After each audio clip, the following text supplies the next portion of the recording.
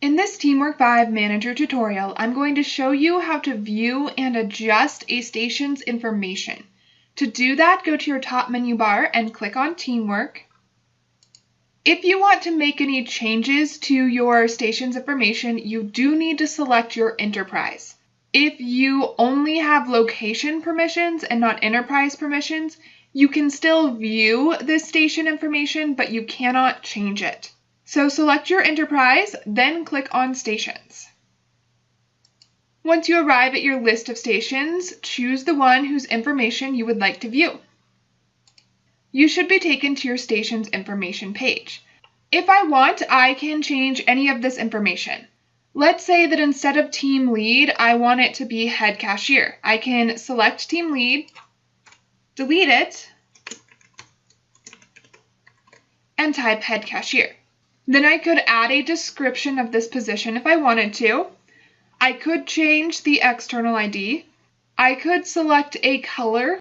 I do need to add a pay rate. Let's say 15. And then I need to select a priority. What the priority means is if a shift for head cashier is open and a shift for regular cashier is open, the one with the higher priority will get filled first. I want the head cashier to be filled for sure, so I'm going to go ahead and give this a high priority. If I want to allow my employees to swap this station to trade shifts, I do need to click the box Allow Swap. If you're happy with these changes, click Save.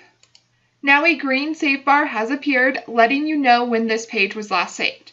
If I want to delete this position, I can choose Delete. TeamWork 5 is going to make sure I do want to delete this item. If I don't, I will choose Cancel. I do, so I'm going to go ahead and choose OK. And now if you look in my chart, Team Lead at the bottom has been deleted, and there is no head cashier either. That's how you can view a station's information, adjust that info, or delete the station. Check out the next video to learn how to view and adjust your station's time settings.